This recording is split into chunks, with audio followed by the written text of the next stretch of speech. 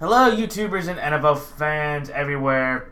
This is Matt, the NFL Fanatic, giving you my Week 16, 2018 NFL predictions. Well, I am excited to be done with school for the semester. It's nice to have a nice little break. It's a little after the new year. But with that time, now having some time off, I now can, for the last couple weeks of the regular season, and I will try with how my next mini semester's coming up, to do my videos on Mondays when I have time off, to give long videos and more in-depth analysis for the rest of the year. So I want to thank all the people that watched my videos over the last several weeks while I was in school. I really appreciate the views and comments. I apologize for some if I didn't have time to look at them, but I really do appreciate it. But definitely now with the holiday season, I will have more time to reply back and respond to comments. So I just wanted to say thank you for that. So last week for the Fanatic, it was a copy of last week. I went 9-7 again, and now overall for the year I am 187, and I'm 137 and 87, which equals about 200, which equals about 61%. So I'm happy with that. Throughout the year, I'm going to, 61%. It's a little bit lower than the average I'd like to. But, again, they have the last couple of weeks and the postseason to help add another 11 games after that to get to 267 games. So, hopefully, by the time the year ends, I can get up to about 64% by the year ends. But what an amazingly interesting season with how this year's gone, with a lot of the teams that people expected and did not expect to do well throughout the year. If you look at the NFC and the AFC, I don't really think there is a dominant team this year in the league. Just for everybody, you can look at all the contenders. You can look at the Chiefs with Patrick Mahomes and that offense. Even they've lost Kareem Hunt. Even though Patrick Mahomes is probably going to win the MVP and probably get around 50 touchdowns and almost 5,000 yards passing. But that defense has been awful. And the last few weeks, they've gone 500 in the last 4 games. They lost a shootout to the Rams, 54-51. They almost lost to the Ravens. It took a 4th and 9. Brilliant, lucky throw by Patrick Mahomes to get that victory. But hey, was bad. It's just as bad defensively for Baltimore as well as it was for Patrick Mahomes' arm. But that defense, though, it's one of the worst in the league. And besides Chris Jones, who's was a Pro Bowl snub yesterday, so it's 14.5 sacks for a year, which is 5th in the league, and 10 straight sacks in 10 straight games, or has had a sack in 10 straight games, which is an NFL record for a single season. That defense I do not trust. And if that offense, along with Andy Reid's history, is going to continue to struggle, I can't really buy the Chiefs. You look at the Patriots, they, I think for the first time in a while, do not feel like the confident Super Bowl pick. True, they've been, great at home, and, they're probably going to be able to get through the first round because they're probably going to win the AFC East. But when you're 3-5 on the road, the first time since 2009 that's happened for New England. The last time that happened, of course, they lost to the Ravens in the first round, getting knocked out by the Flacco and Rice game. I believe that game was 33-14. And you look at some of these losses they've had. It was Blake Bortles in Jacksonville. Blake Bortles' defining game of the year was against this Patriots team, and look how the Jags turned out. The Lions, who just lost to the Bills, and Josh Allen with his 4th string running back, they thoroughly beat the Patriots. The Titans thoroughly beat the Patriots. And even though the Titans probably are the best record, the Titans and Steelers. Well, the Titans are one of those teams that all year they've proven to be the best underdog in the league and the worst favorite, I feel like, in my opinion. Whenever you doubt the Titans, they always seem to play their best. But whenever you try to put money on them or whenever you try to feel confident in them, they'll always kind of play down the competition, or they'll lose outright. But look at the Titans, those are not good losses. They're not like the Chiefs. They're not like the Chargers where you can look at them and go, well, they lost to the Rams. They lost to They lost to the Chiefs, and the Chargers beat the Chiefs, and they lost to New England. They lost to New England. No, you've lost to basically three nobodies, two nobodies that are not even playoff contention, two average or slightly above average teams at best, and the Dolphins and Titans, and then the Steelers, who finally got the monkey off their back, and you just don't feel confident in them. I know people are going to go, well, it's New England, and they're great. But, New England doesn't look as good. I look at, the Chargers. They've probably been the most, one of the more consistent teams all year, but it's that Charger vibe that people don't get. They really don't have a home field advantage, and true, they've won 10 of their last 11, games, and it's been impressive. They haven't had Melvin Gordon. They didn't have Keenan Allen yesterday. But just looking at the Chargers, I don't know. Like, honestly, if you're in the AFC, don't you want the Chargers to have home field advantage? Because they really don't have a home field advantage. They're in LA. They're the LA Clippers of, the NFL. People care about the Rams. The Rams have the stars. The Rams have all the talent. And the Rams are the brand that people in Los Angeles will follow more often. The Chargers are the Clippers. Even though the Chargers, throughout the whole year, especially over the last few weeks, have played better and, been the most consistent team. And that's what I would tell anybody, is that, yes, the Chargers, are going to gain, Melvin Gordon back, Eckler back, Hunter Henry could come back, and they have probably the most complete team in the league. But trusting that team in big spots, remember the last time that happened in 2006? What happened? They had, LT as the MVP. They had Phillip Rivers off one of his better years. Marty Schottenheimer in that team, that was one of the best years they had. They lost to the Pats in the first round. So that aura's still there for the Chargers. So you have them. And then everybody else, the Indies and the Pittsburgh Steelers and all them, there's positive and negatives of those. And then in the NFC, and I'm going a little bit of a rant, but you look at the Saints, they've been the most consistent team, but ever since they got thumped by the Cowboys and won the end of Drew Brees' MVP, consideration, basically has started from that point, because after the next few weeks, he's led a bottom three offense, and he's had, one or two touchdowns and 3 picks over the last 3 games against, these 3 teams, who really aren't that good. And if it wasn't for Cam Newton's, shoulder, by the way, he's going to be out for the remainder of the year. That just came up, so anybody that did not know, but yep, Cam Newton is now out for the rest of the year.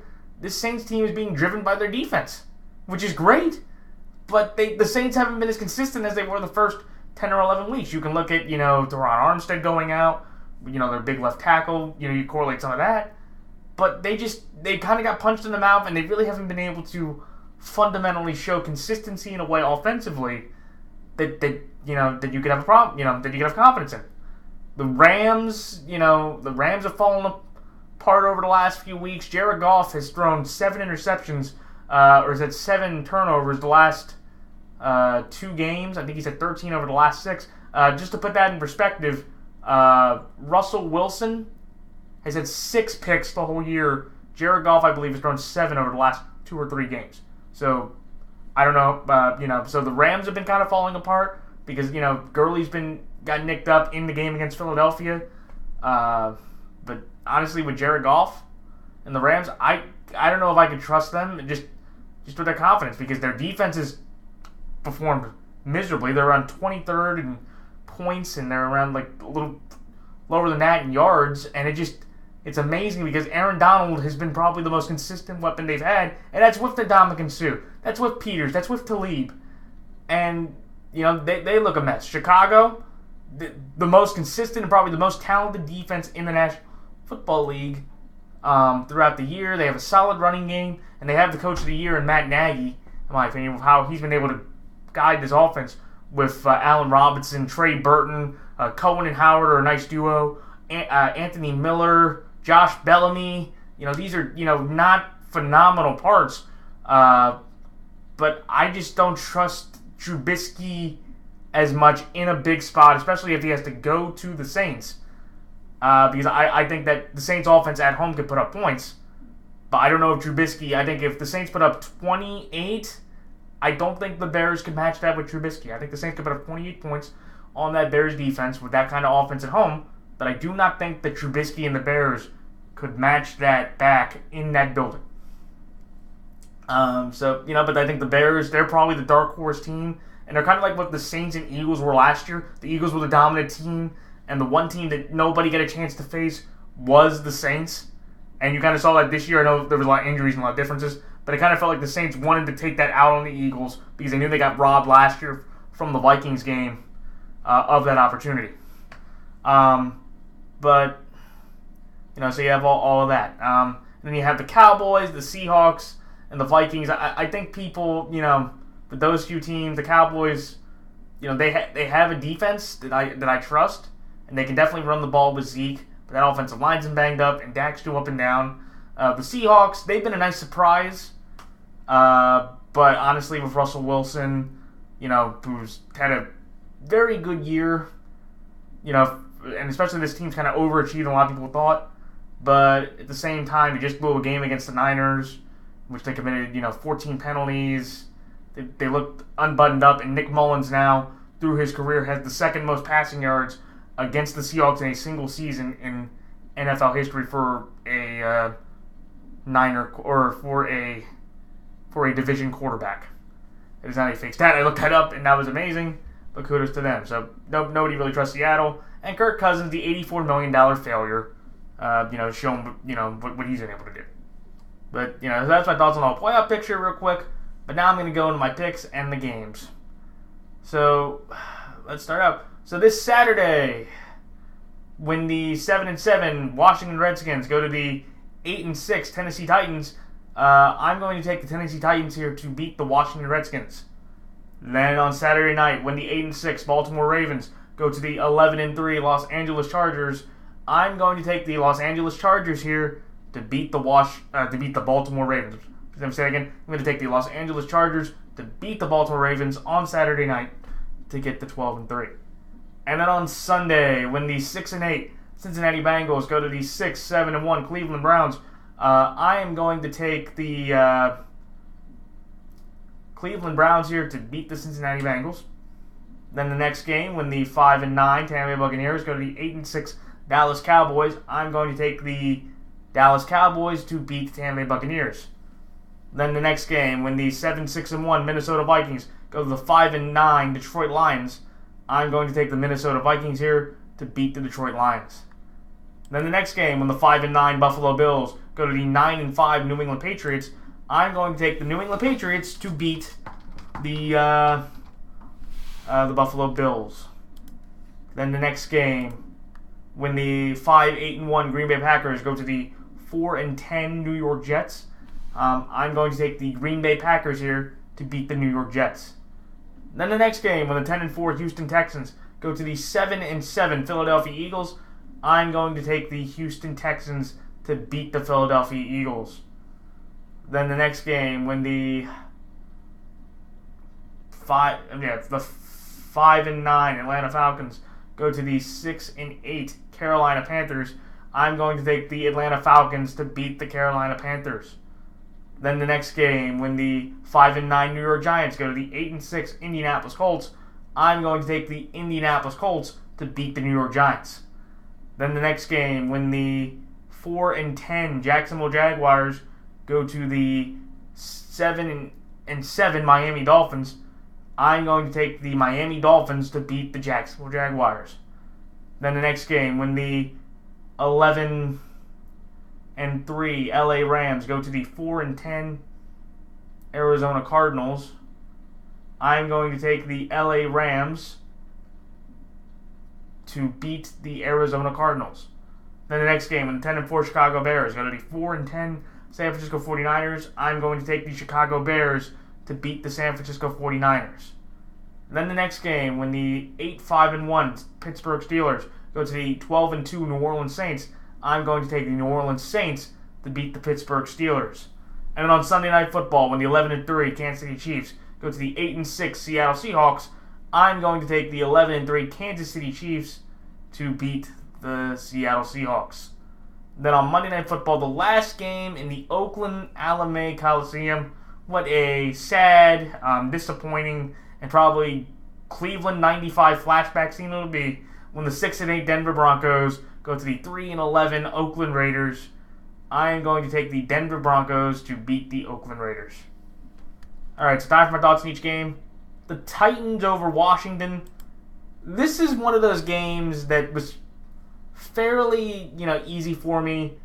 The Titans, like I said earlier, the Titans are one of those weird teams that overall have put together a good year, but it's not into the traditional way that, you're not impressed by them with how they play. They don't really have, that many big playmakers. Derrick Henry has probably been the most consistent playmaker they've had. He broke the franchise record for most yards in back-to-back games. I believe he had 408 yards the last 2 games, which was really impressive.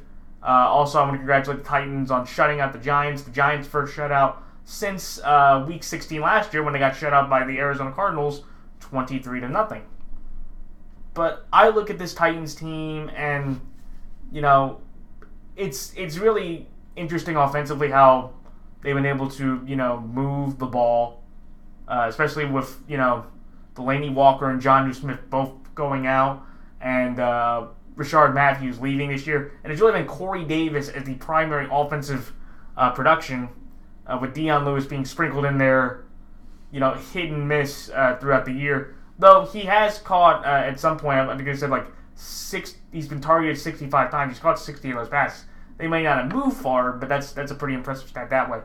But I look at the Tennessee Titans here as just a far more physical team. They have a lot more defensive playmakers on that side of the football.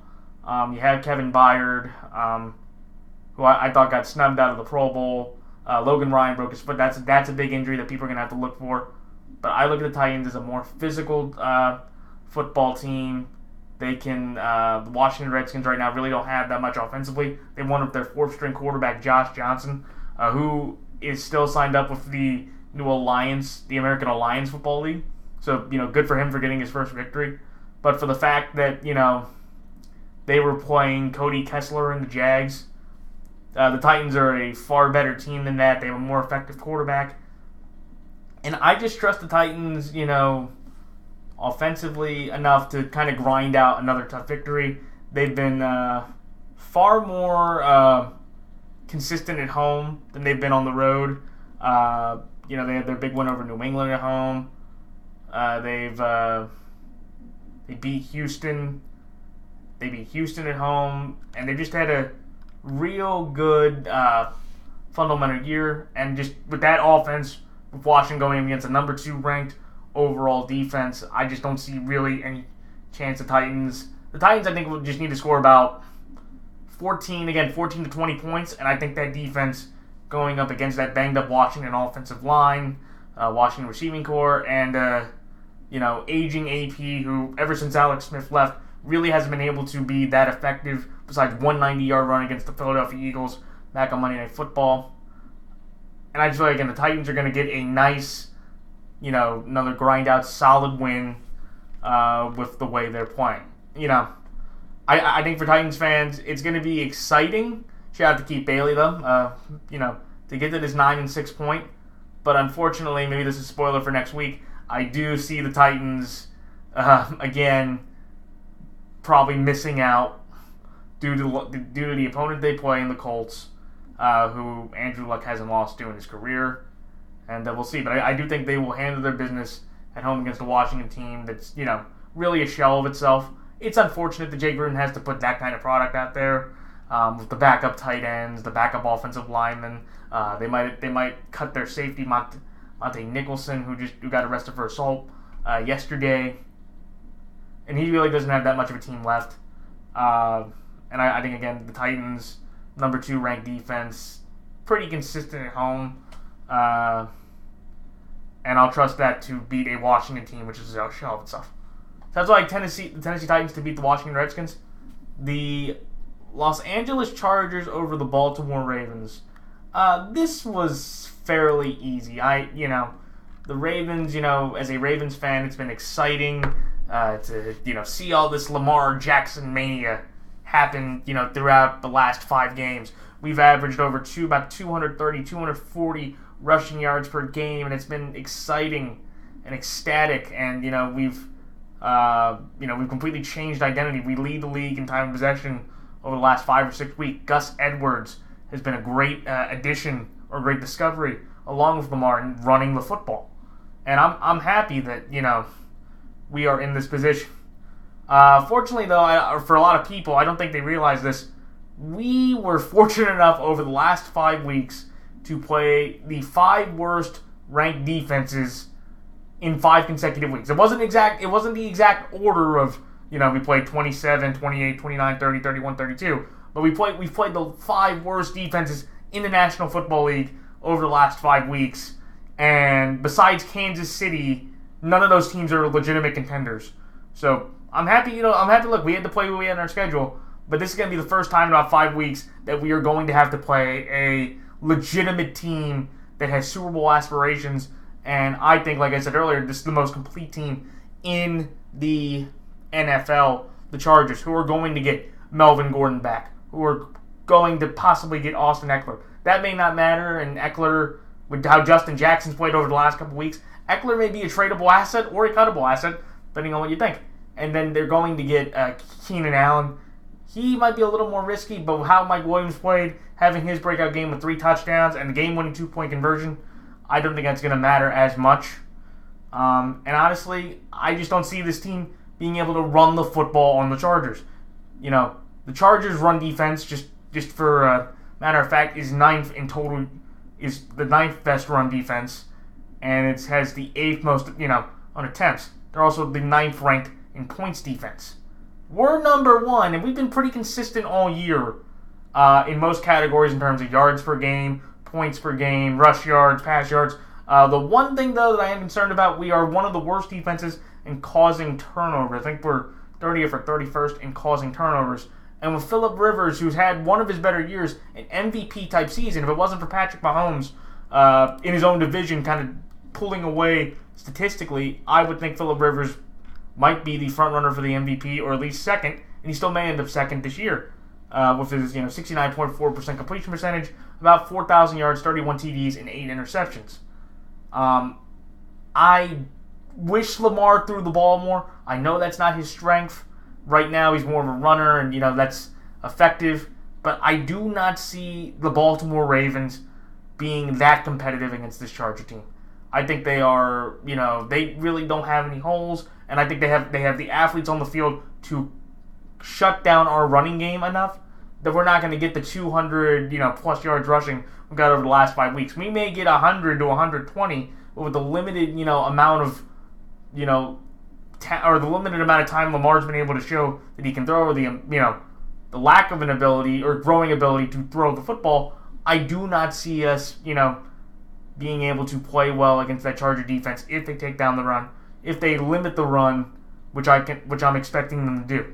And also, I feel like with the Chargers, they're going to be able to move the ball pretty effectively. I feel like with on our defense, if the Chiefs could put up 27 points against Lamar Jackson, with that kind of offense, I could see the Chargers putting up around the same type of amount, and I just don't think Lamar is going to be able to put up that type of points on the Chargers defense. Do I think this game, will be fun? Yes, I feel like, again, the Chargers are in more of a comfortable position because at least they're in the playoffs, and we're going to be playing for our playoff lives, because I will tell you this right now, Ravens fans, we will not make the playoffs this week. You basically can kiss our playoff chances goodbye if we lose to the Los Angeles Chargers, because if the Titans and Colts both win, then next week, if the Steelers beat the Bengals, which they should, and we've already had 7 losses, we are going to be probably the 7th seed again, and that's going to suck, but that means John Harbaugh and that staff can get fired gracefully and deservingly if that happens. Because basically the winner of that Titans-Colts game is going to get into that 6th spot if we lose. So, I think the Ravens will, be out there competitive? Sure, and it is Los Angeles. So I do expect a decent amount of Raven fans to go out there and try to, half and half the crowd. But I feel like, again, the Chargers, they're going to get Melvin Gordon back. they could get Keenan Allen to play. That would be significant. But I feel like with Mike Williams, the Williams brothers, and Antonio Gates, and Gordon out of the backfield as a receiver, I feel like that Charger team is going to be too much offensively for us to contend with. And I feel like they're going to put up about 24 to 28 points, which going up against that Charger defense, if Lamar gets, I would say, about 20, that would be a pretty significant victory. I feel like, again, we're going to be able to put up between 14 to 17 points in that game for us in that game. So, but that's why I'm going to take the Chargers to beat the Ravens. The next game, the Browns over the Bengals. This one for me was fairly easy because, again, Cleveland, they've been a good story, over the last, few weeks.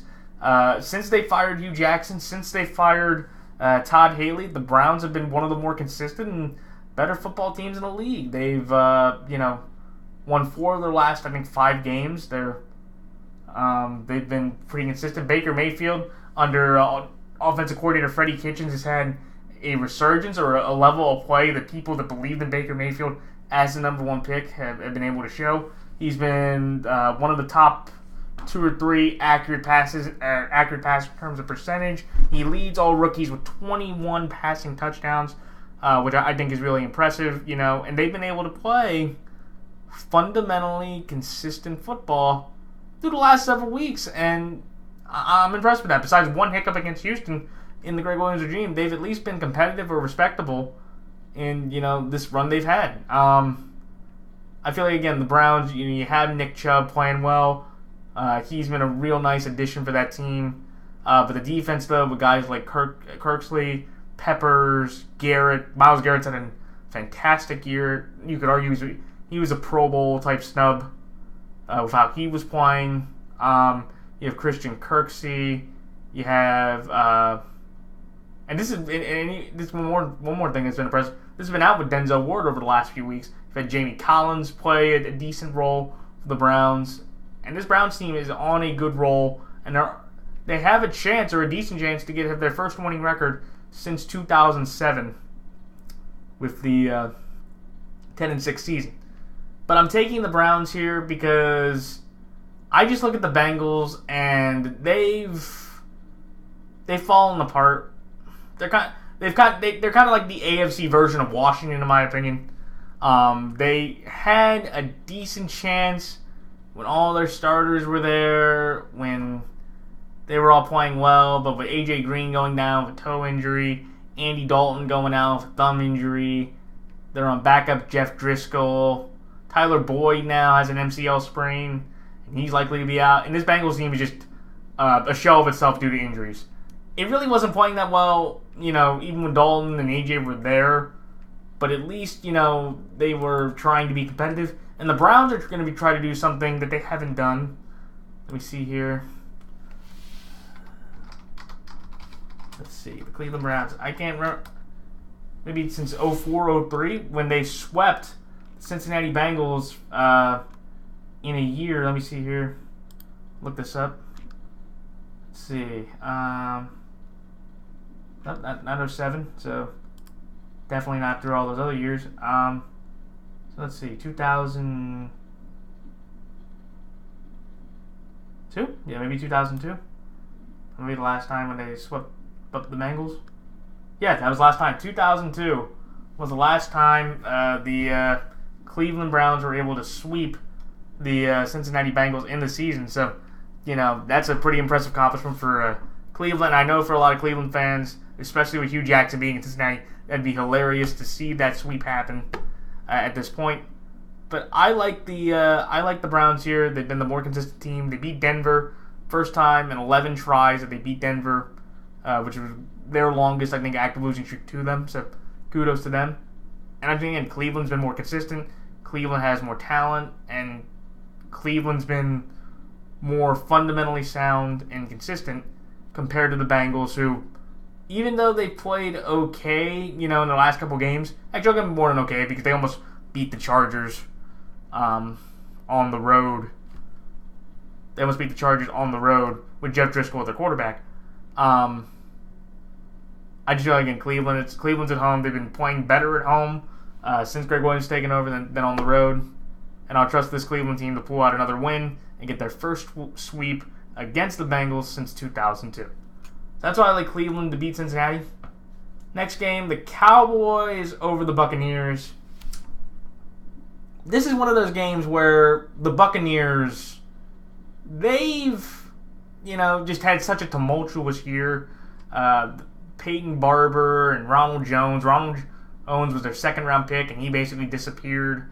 O.J. Howard went out with a knee injury. I know Deshaun Jackson, is out with a thumb injury, and they've just had such a quarterback carousel with, Jameis and Ryan. And now Jameis, he's not doing horrible, and he's going to be able to finish out the year. But honestly, with the Bucs, it's just another lost season. Dirk Cutter's probably on his way out. But it's also one of those things that I think the Bucs, you just can't trust them to play well. The only impressive thing that I've seen is that Mike Evans, not Mike Williams, the guy from the Chargers. Mike Evans is the first Tampa Bay receiver in Tampa Bay Buccaneers franchise history with two multiple 1,300-plus yard receiving years, so congratulations to him. He is basically become the Larry Fitzgerald of the Bucs, where you feel bad for Mike Evans that he's on this team with how, ineffective or inconsistent that whole team's been offensive-wise or just talent-wise.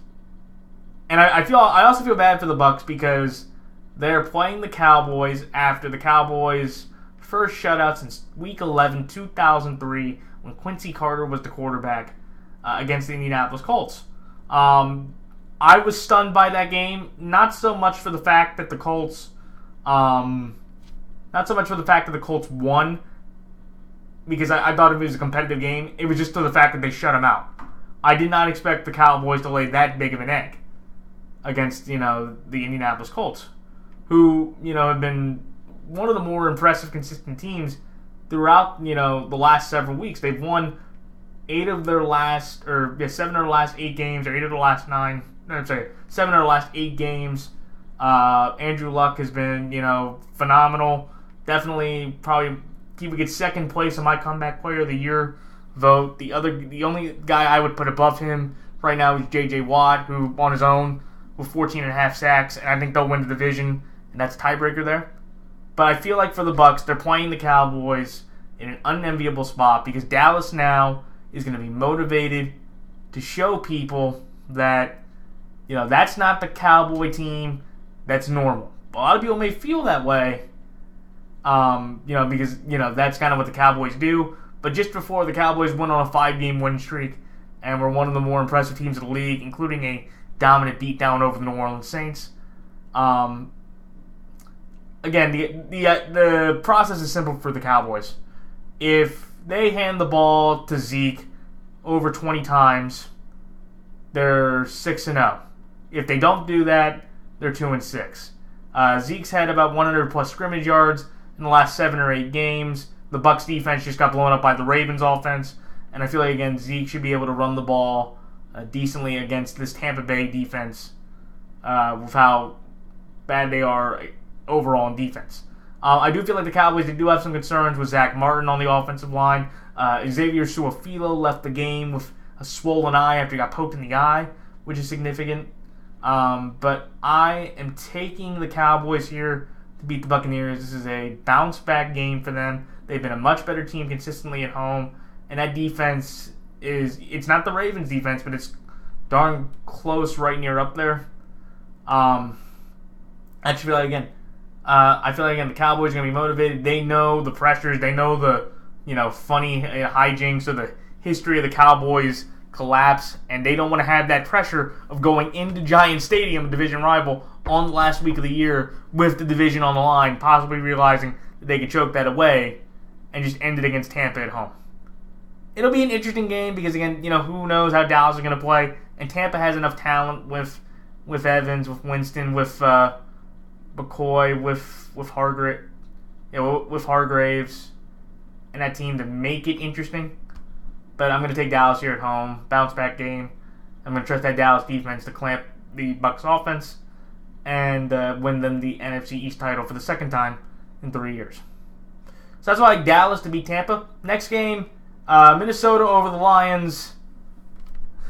This is a game that I'm going to take the Vikings here because Kirk Cousins, against 500 teams or worse, he's, I think they said, what, 7-0-1?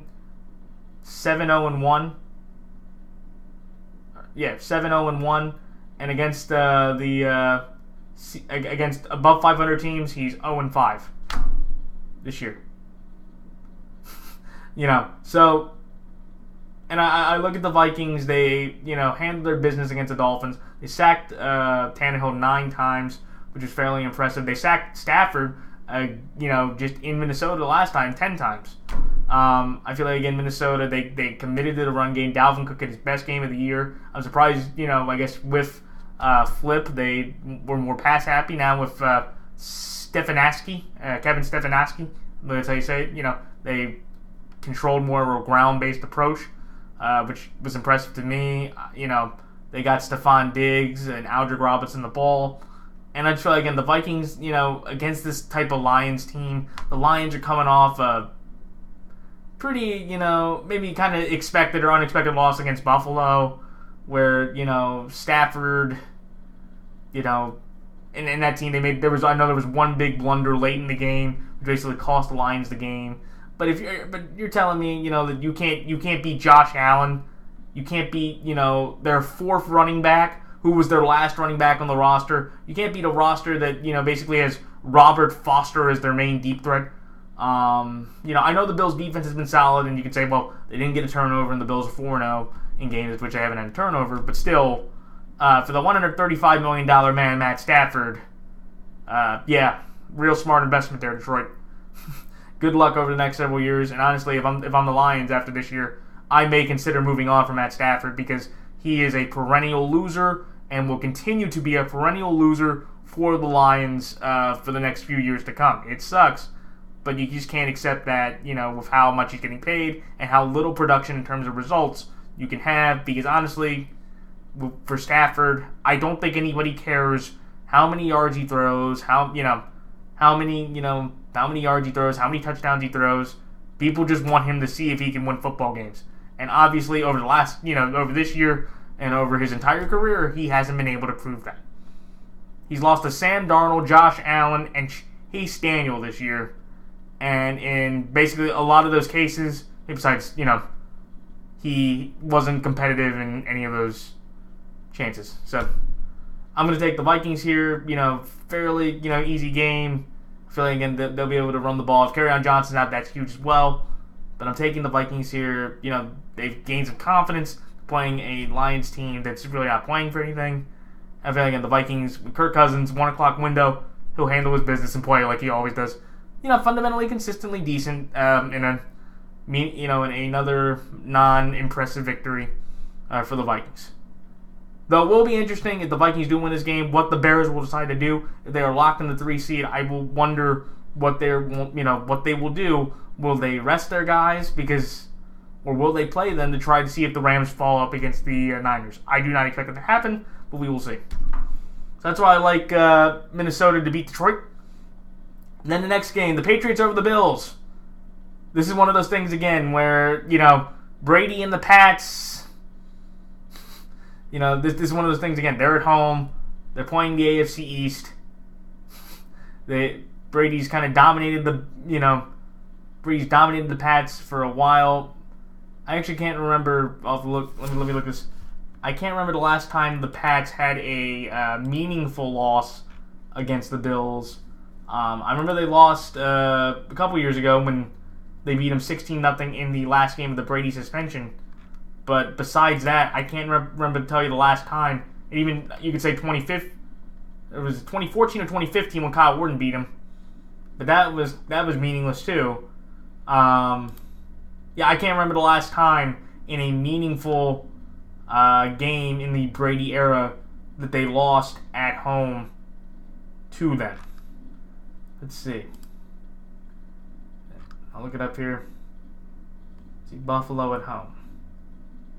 Yeah, so if you take out those 2 meaningful games, the home game for the Bills has been, 3.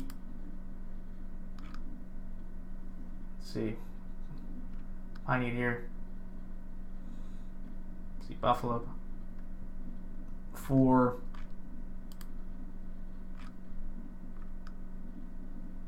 5. Yeah, so they've won about like 15 of the last 17 meetings at home against the Bills. The Patriots have been a far more dominant team at home. And again, maybe with how the Pats are feeling, I think they want to try to prove, or they want to feel more comfortable saying, "Hey, we can, let's end the year strong. Let's get another nice couple wins against the AFC East, and we'll move on from there." So yeah, so basically since 2001, they've had 2 in every meaningful game, or basically every. They're like 16-2 of the last 18 tries against the Bills at home, besides the games against Kyle Orton and Tyrod Taylor over the last 4 years. And you could argue one of them didn't count because one of them didn't matter because they were the number 1 seed, and the other one, after that 90-yard touchdown with Edelman, the Pats didn't care and they just took the loss. They were 3-1. They went on to win the Super Bowl. So I think again the Pats. Nobody's really going to be impressed with what they do. They beat the Bills on the road, like 22-6. Even though that game was pretty competitive by the end of it. But I'm taking the Pats here. Home game for them. Division rival who, is not horrible. But I look at the Bills' year, I don't think it's going to be the absolute disaster. I compare the 2018 Buffalo Bills, if you want to compare, to last year's New York Jets. I feel like, again, if you really look at that team, this team should not be a 5-9 football team. With some of the games that they had, they could have possibly got 6 to 7 wins. They should not be in that range. It was kind of like the Jets. The Jets ended up 5-11, and people respected the Jets because they basically were a more competitive football team than people thought. And with the talent that they had or the injuries they went through, that was okay. And I think again, for Sean McDermott, that's the kind of confidence the Bills need to have. Saying that, look, we have a lot of cap room, we have a lot of young talent. We're gonna have more draft picks to and more room to build, and let's just try to improve from there to get to more of a decent level. So, but I'm taking the Patriots here. It's a home game. I just told you that again. Most of the time in New England, when Buffalo goes to New England, they don't really win, and I just trust that team to just bounce back and play well enough to beat a Bills team that is irrelevant. So that's why I like the Patriots to beat the Bills. Next game, the Packers over the Jets. I am taking the Green Bay Packers here because Aaron Rodgers has to win a home road game, right? He has to. Like, he's 0-7 on the road. The only other team that has not won a road game this year, Niners. So the Packers and Niners are the only 2 teams in the league this year that have not won a road game, and I'm just kind of going. It's just Aaron Rodgers, and this Jets team is not good. They they're trying. They put up a much better fight than they did against the Texans that people thought. I thought Sam Darnold played a pretty solid game, but Darren Lee is going to be out for this game because he's serving suspension. They really don't have any other great offensive playmakers. Their running backs were kind of low. They really don't have any really big offensive names besides Herndon, their tight end. And I feel like, again, this Rodgers team should, they have enough talent or enough offensive talent. Aaron Rodgers and Devontae Adams. Jamal Williams will have his first, big start. Aaron Jones going on IR. They have Jimmy Graham. They should be able to beat this Jets team. They have Aaron Rodgers. They have enough talent offensively, and the defenses I feel kind of like equal out. Both aren't really that impressive, but I'll take Rodgers and his offense compared to Darnold and his. It would be a very that'd be the ultimate low point I feel like for the Packers. That in Arizona if they lost to the Cardinals and the Jets, or if they go 0-8 on the road.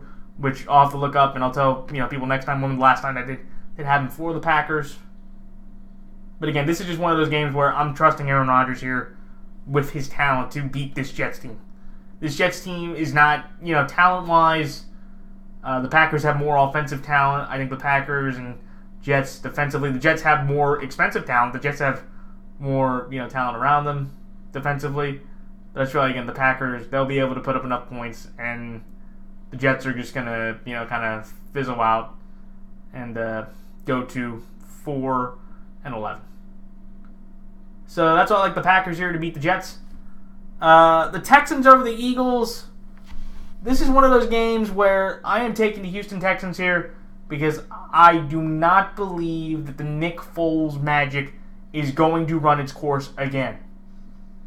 I do not think that is going to happen. I do feel like with the Texans that they've won 10 of their last 11 games. They've had the longest win streak in the NFL this year in 9 games. Deshaun Watson has had a fantastic bounce back year. About 67% completion percentages, 28 TDs. Let me see here. 28 TDs. Let's see.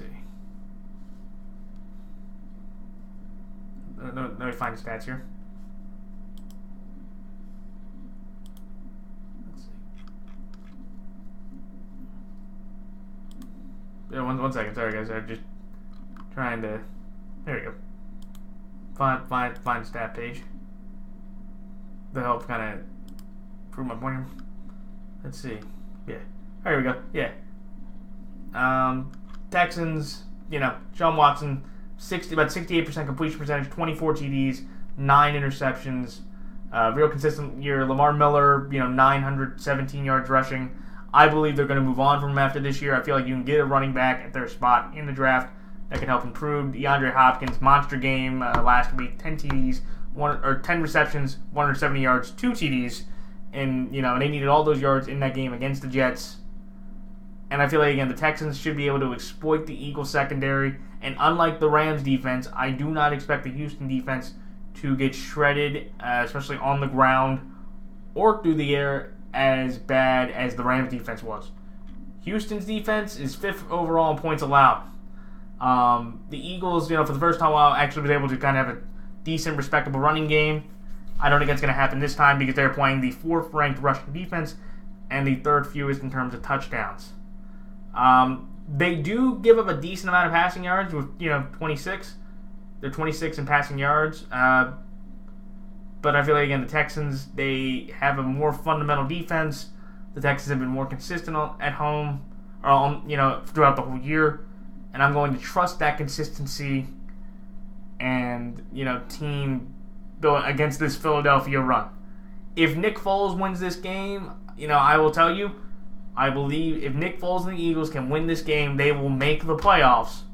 Because I feel like the Bears are going to try to play in that, last game for either 2 reasons. One, to try to get the 2 seed and hope the Rams, screw up mightily and lose to the Niners. Or 2, it is a division rival, so they are going to want to play their starters to knock out the Vikings and let the Eagles get in. So, good luck to all the Eagles fans out there. I know it's exciting to have Nick Foles and, that Nick Foles-Carson Wentz debate. I do feel like, this narrative, it will continue. You will have to continue to hear it. If he wins another few games, you are going to have a genuine, decent enough sample there.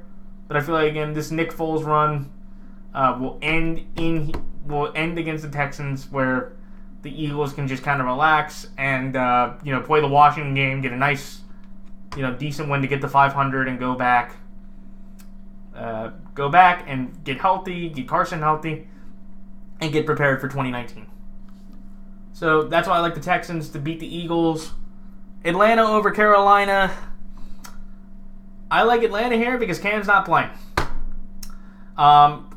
Cam, he's hurt. He didn't look well. He barely could throw the football. All Monday Night Football against the Saints. Christian McCaffrey was the best quarterback the whole game on Monday night, and that is no exaggeration.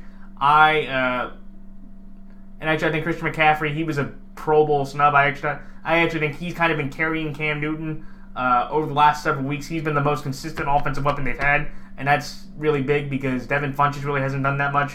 The only 2 decent offensive weapons that have been able to show consistency are McCaffrey and DJ Moore. Though DJ Moore does have to, kind of be worried about the fumbling problem because he did have that problem, Washington, and again in the Monday night game, he basically had the same type of play ran on him with that happening with the punch out by Von Bell. but the Panthers' offense and this team is just on a horrific slide, and I do believe Ron Rivera will get fired. And I know people are going to well, does it deserve it or not? If you want my honest opinion, I would fire Ron Rivera. Because, again, this is a guy that, let's be honest here, his first 2 years in the league, losing seasons. He went 7-9 both of those years. The only reason why Ron Rivera kept his job was because the Panthers were impressed, right? But then what happened the year after that? They started out 0-2, and then they went on. They went to the 12-4 run. They lost to Kaepernick in the playoffs, and then if it wasn't for Atlanta, and I just want to remind people of that, Ron Rivera's had a nice run, but there have been at least 2 occasions before he got to the Super Bowl and before he had that 15-1 year. There were 2 legitimate occasions where you could have fired him for 2 just cause reasons. One, in 2012 when he had back-to-back losing seasons, which I'm no fan of, especially with Cam Newton in that talent. And number 2, if he doesn't beat the Atlanta Falcons and get to 7-8-1, he doesn't keep his job. Mike Smith does, and Ron Rivera gets fired there. So, people that are saying, you need to give Ron Rivera a chance. Ron Rivera, had a good run, and he's been able to pile 3 winning seasons for the Panthers and a Super Bowl appearance. Congratulations to him. But you know what? A Super Bowl appearance does not equal a Super Bowl victory. And I feel like, again, with this collapse, with them being 6-2, and with how they've lost some of these games, they lost to the Detroit Lions. They lost to the Seahawks in a heartbreaking way. They lost to Cleveland by 6 points, and they lost to the Saints after the Saints blew their opportunity. They even lost to Tampa with 4 interceptions by Cam. This Panther team is an unfortunate disaster, and I think Ron Rivera has to go. Ron has to go because this team should not be this bad, and a collapse like this with the Ron Rivera resume does not equal another year. And honestly, with what the Panthers have, with Greg Olsen probably retiring, with Thomas Davis probably going, they're gonna have some questions, to work around. But I'm gonna take Atlanta here. There's no Cam, and I don't think McCaffrey, even though the Falcons defense isn't that good, it's been more impressive, and I do think they'll be able to bottle McCaffrey enough that if they cause Taylor Heineke to throw, he won't be able to win the game. So that's why I did Atlanta here to beat Carolina. Next game, the Colts over the Giants. This is one of those games where if the Colts can shut out the Cowboys at home, they can obviously do the same thing to the Giants, who got shut out by the Titans. I feel like the Colts have been one of the more consistent teams over the last several weeks. Marlon Mack had a tremendous game. He had probably the best game of his career with about 138 yards and 2 rushing touchdowns. Darius Leonard, what a fantastic player he is. He should have been in the Pro Bowl, and he'll probably win Defensive Rookie of the Year. I think it's hard. Here is a good debate, and I would like people to in the comment section or just generally tell me, who would you give the Defensive Rookie of the Year to? Derwin James of the Los Angeles Chargers or Darius Leonard of the Indianapolis Colts? If it was me, I probably would give it to Leonard because he has 22 more tackles than the next closest guy in the league this year, and that's Luke Kuechly. So if you're out tackling Kuechly by 22 and he missed a game, and also he has more tackles this year than anybody did last year. That's amazing. Think about that. Darius Leonard has had more tackles than anybody else did the year before. So, think about that. And also, again, I with this kind of distinction, I know I did that with Watt and Luck. I went with the better team. I know Derwin's had the better team, but with how Leonard's kind of been able to improve, and the Colts defense have been able to improve, I'll take Leonard here with those kind of numbers and kind of the generating defense compared to Derwin, who, again, he made the Pro Bowl. Kudos to him. I'll take Leonard over James. But I'm going to go with the Colts here. They have one of the more consistent offensive lines. They have a defense that can shut down the Giants. Odell, I don't know if he's going to play or not. If I'm the Giants, look, he's been out the last 2 games, out of playoff contention. I just sit him out the rest of the year. And I just feel like Eli, He's not going to be able to do anything with the rest of those receivers. The Colts are trying to, go into the playoff positioning themselves. I feel like, again, they're going to play another fundamentally consistent game.